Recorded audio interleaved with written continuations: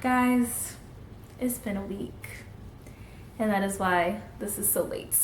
I am in the process of moving out of not only out of Texas, out of state, but out of the country, which I'm super excited about, but brings so much stress and day-to-day things and things seen and unseen that I have to attend to. I am transitioning out of college that abruptly came to an end, as everyone else's lives and plans did during this year, and trying to transition into proper adulthood and seeing this on the news, seeing people who look like me just getting murdered day in and day out, week after week. It's been a lot lately. Just in this week, it just really came to a head. But in this week, though, in my tears and my nightmares and feeling a lot of despair and hopelessness, I was really reminded of books and why I love them so much, and how I find great solace in reading, in writing, and just words in general, because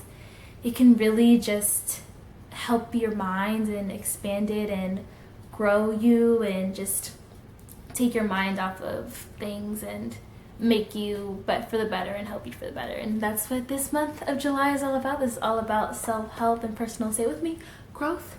And so thank you for your patience and grace during this week. I'm so sorry, it's a little rough. It was a rough one, but another episode is on the way.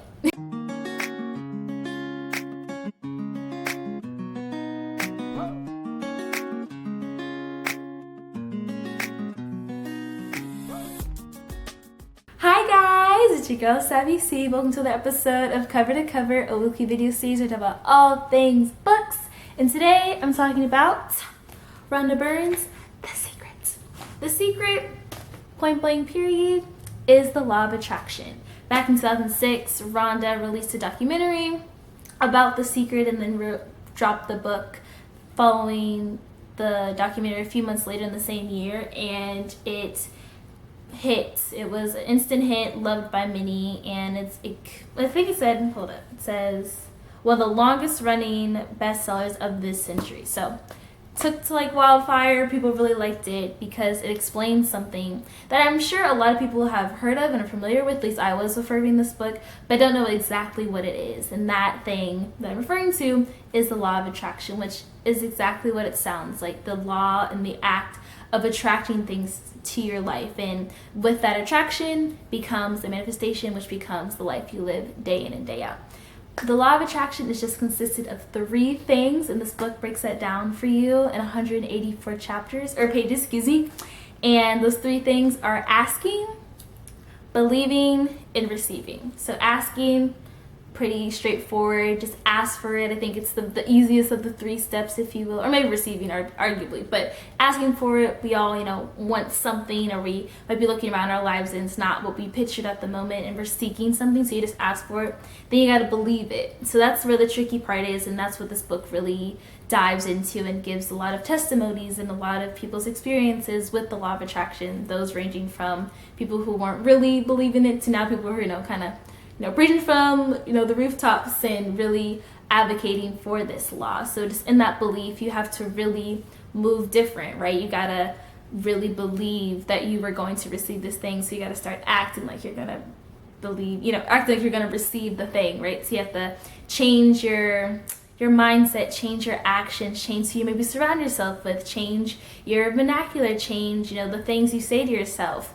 All that is so important, and you can do that, and you do all of that to lastly receive, and just receiving the thing, and that's that becoming your life. And so this book simply breaks that down and explains the origin of law of attraction, its growth and popularity over the years, and then better yet, how you can apply it to different areas of your life. So with health, with money, with yourself, with relationships, whatever else, this law is a universal law that you can apply to any and everything, and it really will change your life for the better, and will not only just change for the better, but will be the life you want it to be. Shouts to the GOAT at Baylor. If you go to Baylor University, Dr. Kevin Jackson.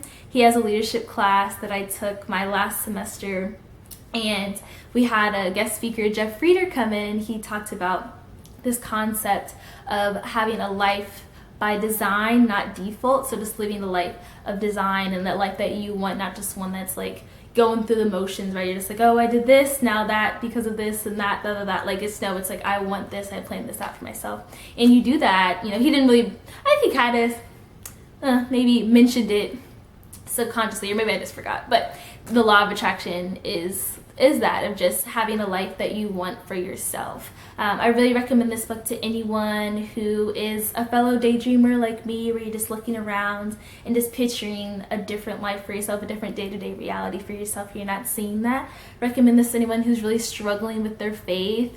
Like I said in the opening of this video, I was really struggling with my faith, and I was really not seeing, how I have to go through all of this to get to where I want, but just know it's all part of the process, all part of the plan. This really helped affirm that, just remind me of that. And 3 people who love like vision boards or planners, or just people who are really about like planning out, mood boards, things like that. I really recommend this to anyone that falls into those 3 groups of people. The biggest takeaway I say that I found from this book was just the fact that a lot of people, myself being at the top of that list, I'll just use myself as an example. I normally get really anxious and stressed out about the future because I want it a certain way and I'm supposed to figure out the details, and I'm very much a planner. But in this book, it explains that the how isn't our responsibility, it's the universe's, which one could argue is easily God, but she just says the universe in this book, but God.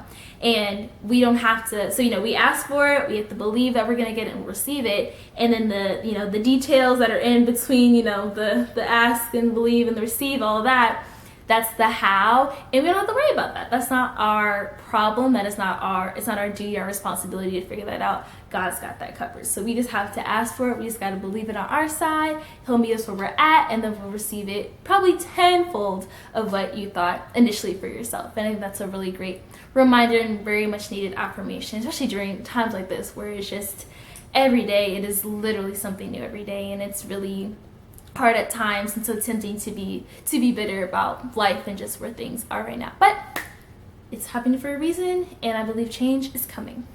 That's all I got for you guys today. Thank you so much for watching, and again, thank you for your patience with me and your grace with me with this episode. I promise, pinky promise, that next week and the following weeks I'll be on time, ready to go. As always, I'm Cindy Love. Mwah! So wherever you are in the world where you're watching this, let me know your experiences with the law of attraction, what you're thinking about maybe now attracting in your life. I'd love to hear it. And be sure to share this with someone too you think that would benefit from reading this book or watching the documentary. And I'll see you guys next Wednesday. Bye!